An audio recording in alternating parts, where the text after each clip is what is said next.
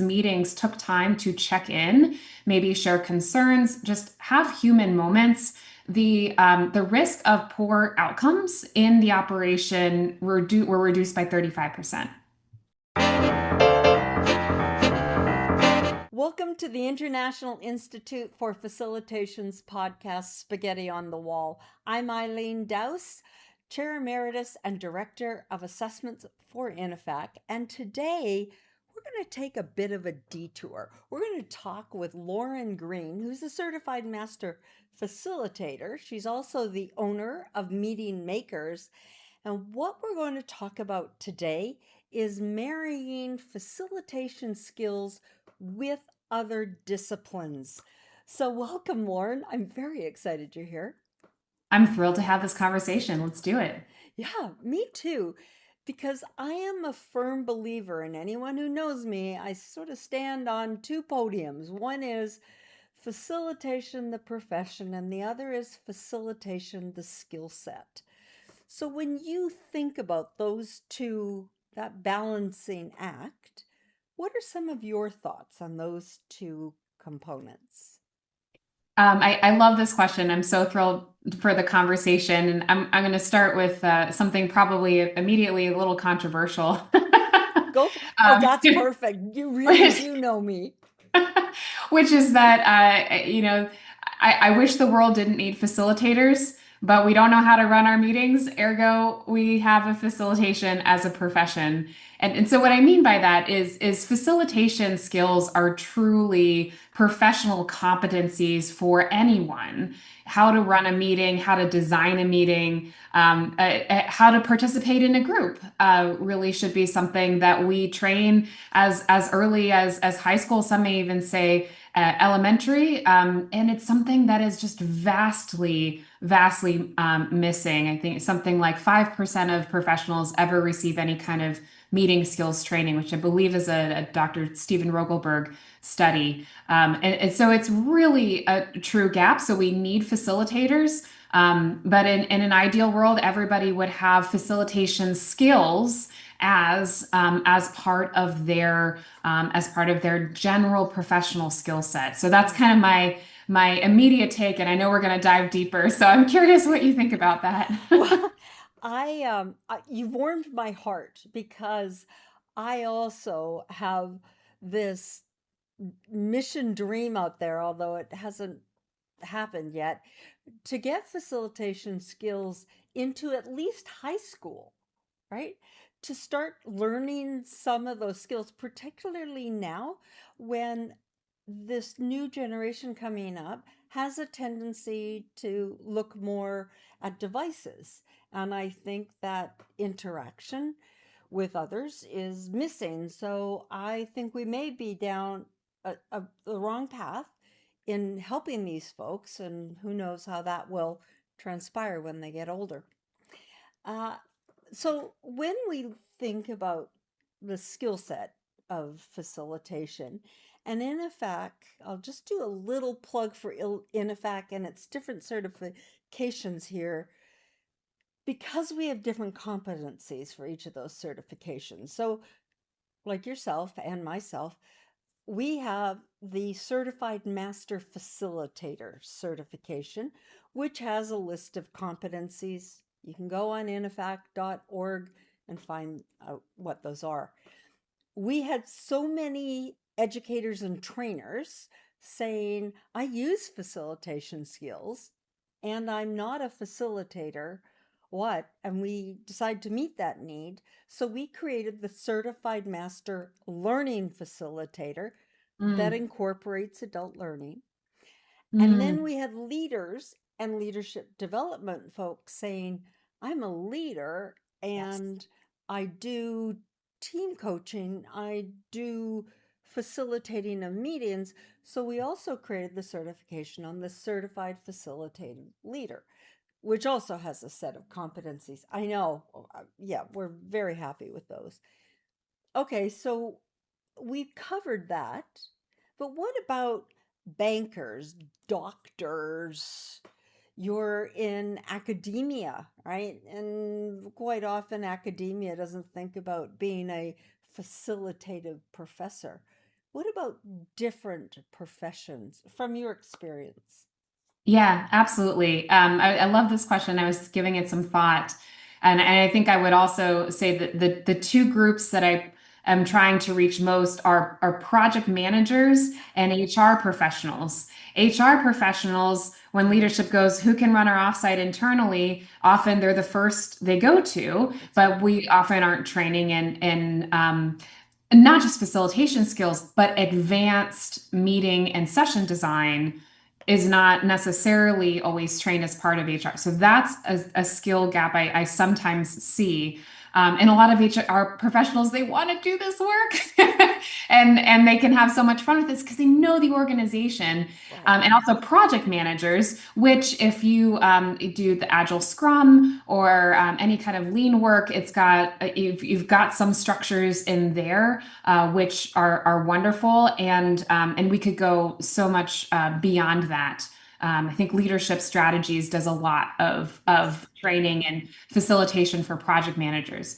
And so, but to get into the healthcare piece, I wanted one thing I wanted to share that I thought was a really interesting study done by Hopkins. I'm not sure the exact year, but they did a study on meetings between doctors, PAs, nurses, pre-meetings that they might have before an operation. And what they found was that when the participants in those meetings took time to check in, maybe share concerns, just have human moments, the risk of poor outcomes in the operation were reduced by 35%.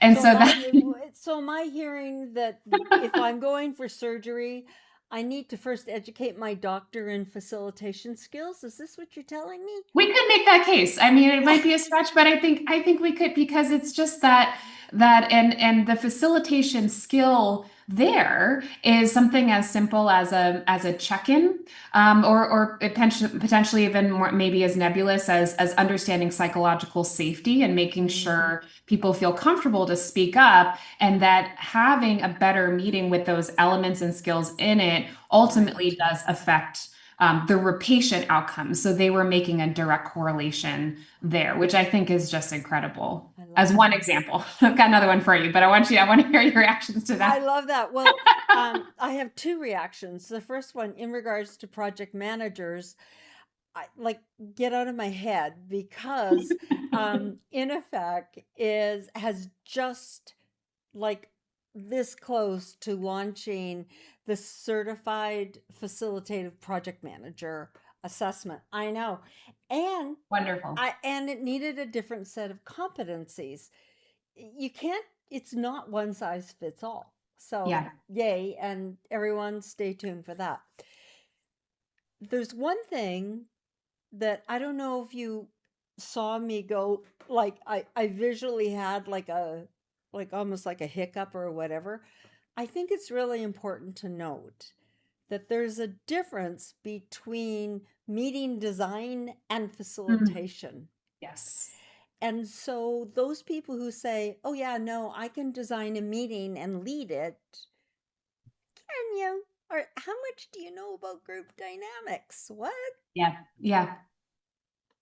So, yeah, so that one for me, it's I would like us to be very careful when we talk about facilitation skills. Meeting design is part of it. We call it Yeah. process. For those in Europe, process. That's what we call it. Meeting design purely is different, I think. You know, I've gotten completely away from using the word facilitation because I think it comes with when you hear the word facilitation, if you're not a facilitator, I think Oh, some people get really almost have a reaction to it. Like, what does that word mean? I can come back to that, but I use the word meeting skills, and within the umbrella of meeting skills, there are sort of in the moment dynamic meeting skills. And then there's how you actually design an experience in advance. yeah, And then the in the moment skills have to work together with the design skills because sometimes in the moment your design doesn't work the way that no you thought it kidding. would, as you know. So I find that just colloquially for the everyday professional, you say, "Hey, can you facilitate this meeting?"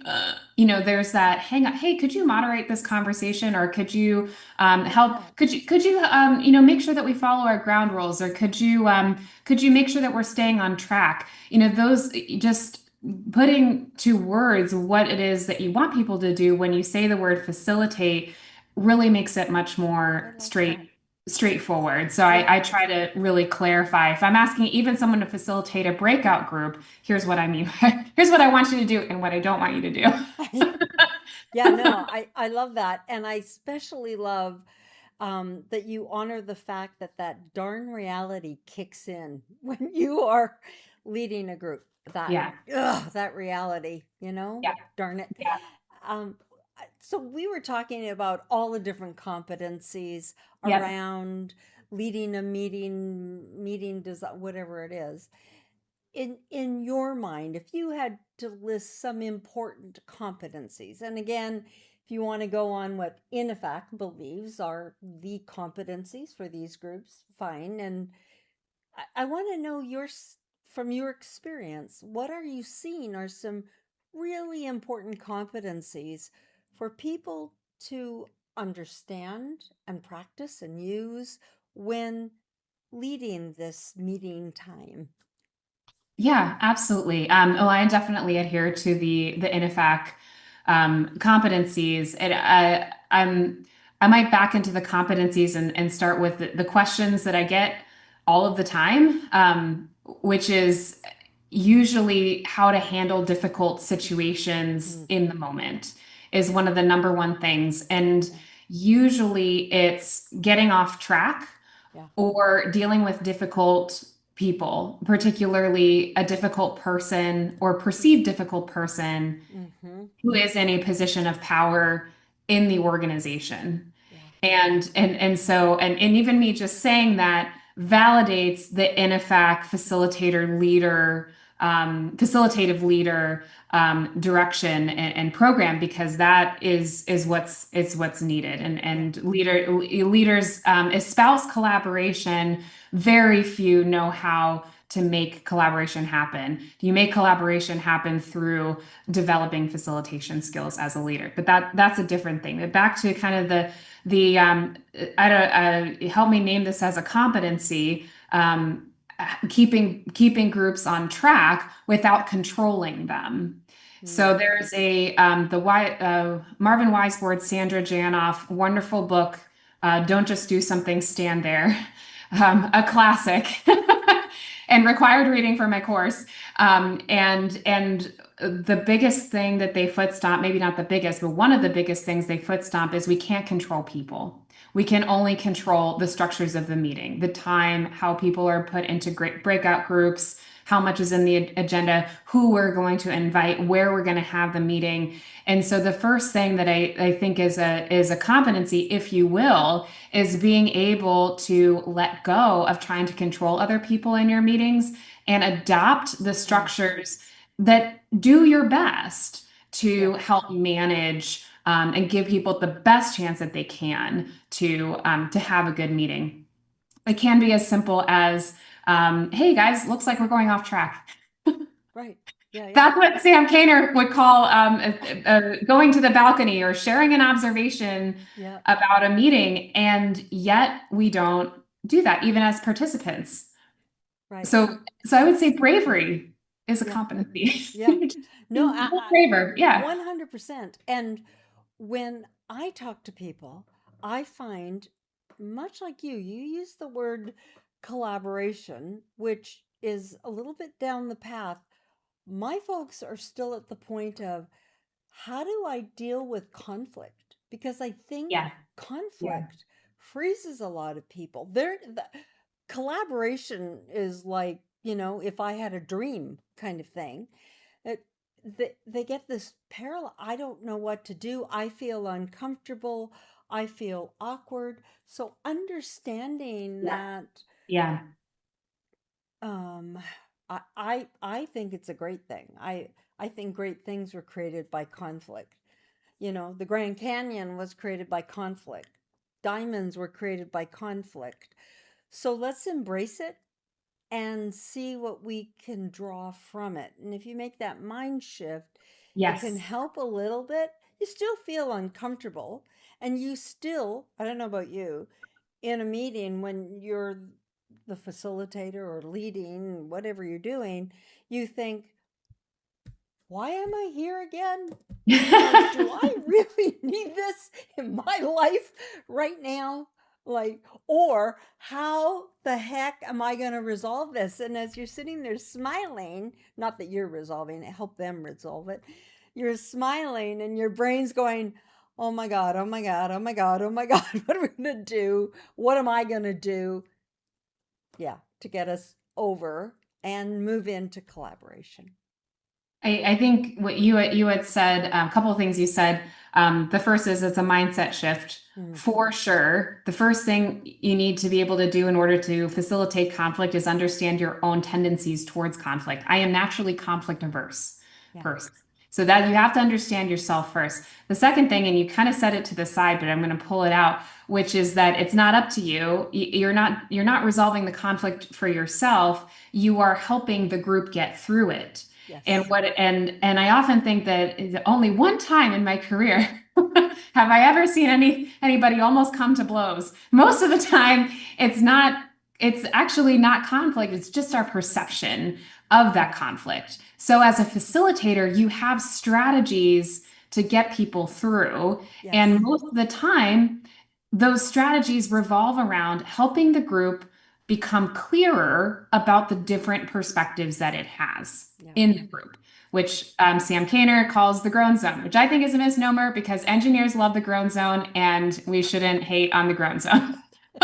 Anyway, but it's truly we get stuck in there in this quote unquote conflict because we haven't totally made sense of what we're seeing. And it takes time and it is exhausting. Yeah. However, Oh, yeah. if you can use different structures, put people breakouts, have, make a pros and cons, use Right. visual tools, use all these different tools that are part of the design of the meeting. Now, this conflict is a creative exercise. Yeah.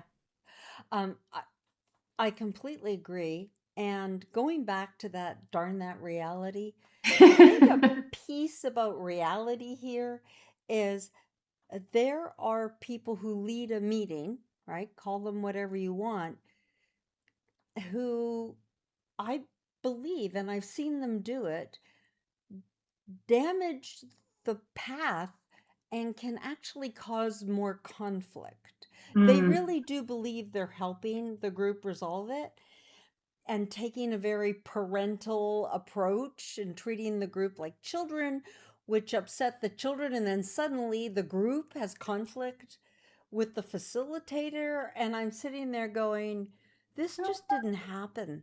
Like, and now we have two conflicts. And I can see it multiplying very quickly. yeah, yeah. So that is a reality that, for heaven's sakes, anybody watching this, understand how to help a group resolve conflict. And don't play into the parent child. Whew. That's because now we get into and I love so I recently read another classic, Eric Burns' Games People Play on Transactional Analysis, and Yeah. actually Dr. Carrie Goucher uses that material as well in her research on meetings.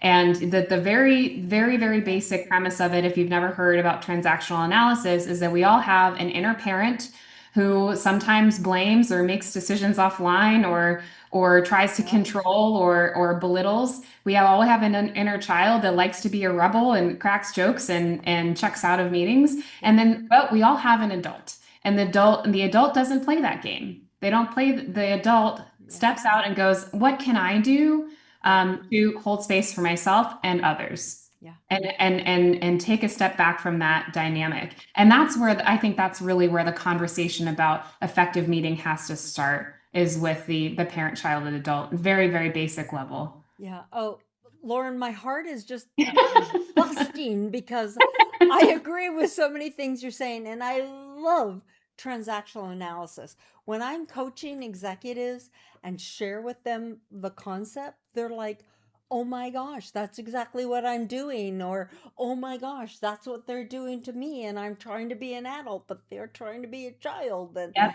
it's, if anyone, go research it. it's a wonderful communication concept that can help in so many ways. Yeah, I love it.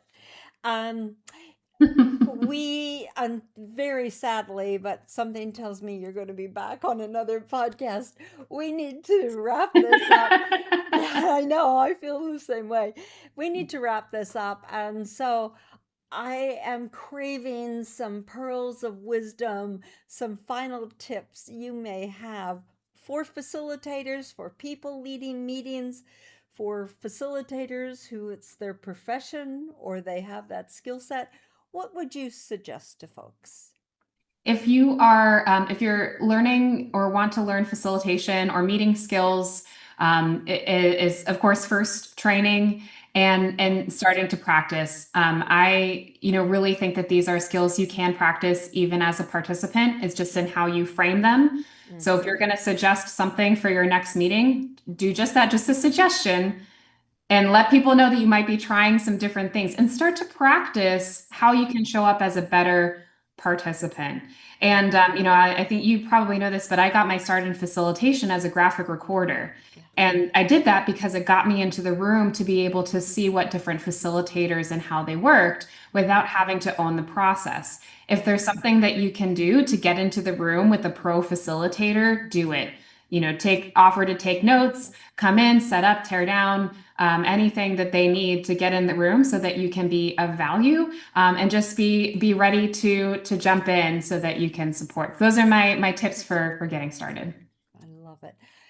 Lauren, thank you, thank you, thank you. Like I said, I think you're going to be back because I want to pick your brain a whole lot more and share your wisdom. So I appreciate your sharing your wisdom on this podcast and also hopefully in the future. I look forward to it. Thank you very much for having me.